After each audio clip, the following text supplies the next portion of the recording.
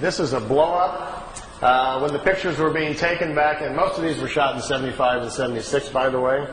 The pictures, the agencies, the CIA, and most of the intelligence community were very fascinated by this when it was going on. This is actually a computer blow-up. It's a process picture. It's been digitized back in the 70s by a CIA office in Zurich, Switzerland. They were trying to understand the propulsion systems or learn something about them from these things. And this was one of the pictures they chose. Billy really didn't get that close to the ship. It's just been enlarged and filled in. But it makes a very dramatic-looking picture. For those of you who might be slightly scientifically oriented, let me give you a crash course. See this bar right here? This is a very important factor in what makes this ship work. This craft basically doesn't produce what we would call anti-gravity. All matter is comprised of atoms. Follow me on this. It has electrons and protons. You have electrons spinning around a nucleus, right? So the concept is that anywhere you would go in our atmosphere or in the universe, anywhere you go, there are atoms or subatomic particles that have electrons. Well, as long as you've got electrons around, one of these things will work. This device actually is designed so it will swim within electrons. That's what it's doing. Here's what happens. Down at the bottom, right here in the center, we have a reactor for power. We have a rod that goes up to the center. And up here at the top, we shoot a charge, a very positive charge.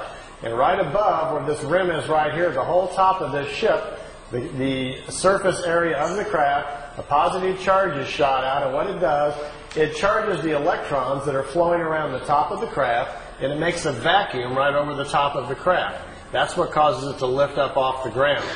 Because down in the bottom, out in this area down here, the charge is all different. There's a negative charge put out by the reactor down here. There are 3 capacitors on the bottom, 120 degrees apart. When the capacitors fire, a negative charge goes out the bottom, but the capacitors do not work if the craft is too close to the ground. The planet itself grounds out the charge of the capacitors. So they have to lift it off the ground before they can have the capacitors charged up. So that's the purpose of the vacuum at the top. And this right across here is an interesting kind of metal which separates the positive charge from the negative charge because the surface of the craft is highly charged by this intense field that's going on.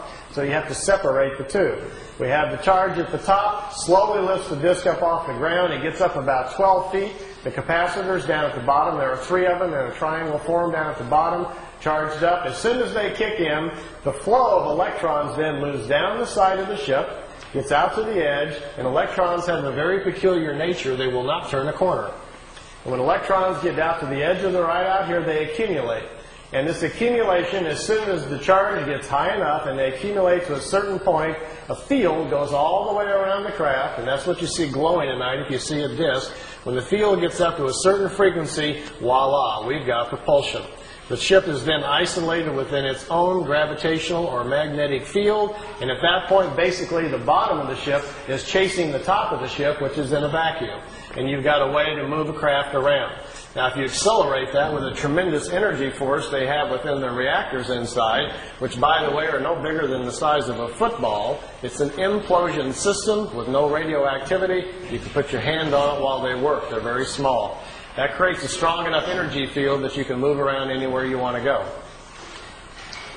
So if you're thinking of building one, by the way, the more of the science stuff, how to create the charge, the voltage that you need, and the other things are on a website I put on the web. If any of you are interested in that, I'll give you the address later on. You can dial in and read the whole thing, and perhaps you can build one or something.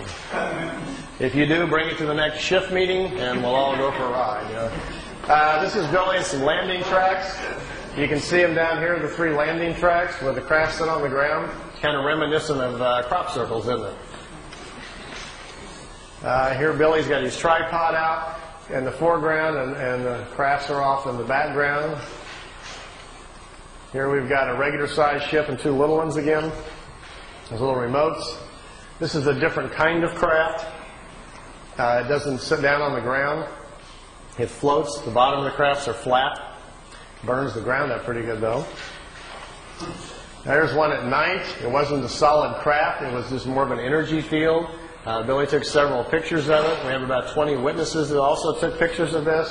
It changed shape. Small objects came out of the large one, flew around the house. Billy tried to communicate with it. The communication wasn't possible.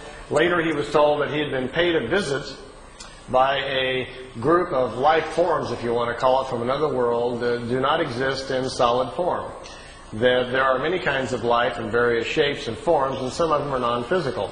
And the non-physical ones can move their essence or their energy field or whatever you want to call it to where they want to go. They get together in groups and kind of like jump to different places that they want to go to. Kind of like biolocating, I guess we might call it.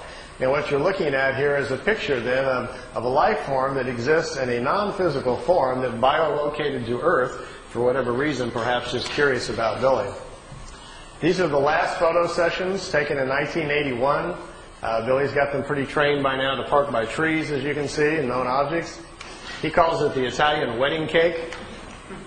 The balls on top of it were experimental. They apparently have since dropped that design and no longer needed, but this is a matter displacement device. They first acquired the knowledge to transmit, or you might say teleport their crafts on their very large crafts first, and then they're downscaling the technology here to the little ones. There's also a movie film of this coming in and zipping around the tree that he shot at the same time. And here we are coming in around behind the house. How would you like this to come floating through your back window? You look out and here's coming down in front of the house. That's where Billy lives in Schmidruti. Like they say in Men in Black, some swamp gas reflected off of Venus, and you got to. Well, as you can see, this is why this case has been about the most controversial in the UFO history, because with these kinds of things to look at and talk about, it gets everybody pretty charged up. And here they are leaving at night, taking off from the house. The film imbalance causes it to look gold. The craft is actually silver. Here you can see the bottom of it, what looks like some sort of crystalline objects down at the bottom with some sort of etchings all around the circumference. Okay, we'll stop right there. Okay, we can have the lights back on now. Everybody kind of watch your eyes.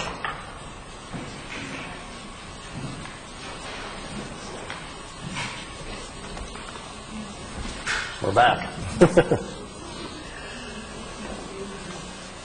Meier's contacts went on till 78, ended in October 78. The time I got there, they were pretty much all over. But I didn't go there really to see the ships. My own personal interest really was what we might be able to learn from these folks. You know, it's not going to be that far, probably in the too distant future, maybe sometime within the next 50 years, they are going to land on the White House lawn, or somebody's going to. And we're going to have open commerce with life forms from other places. We are going to meet the family of man in the universe sometime. It's going to happen sometime in the future, probably when, after we've gone through some changes and grown up a little bit and got more responsible as a planet, somebody will probably decide, okay, it's time perhaps to make connection with us. These Pleiadians, anyway, say they're not quite ready to do that and think we're really several hundred years away from that before they are interested in any kind of open commerce. And I asked Billy, I says, why?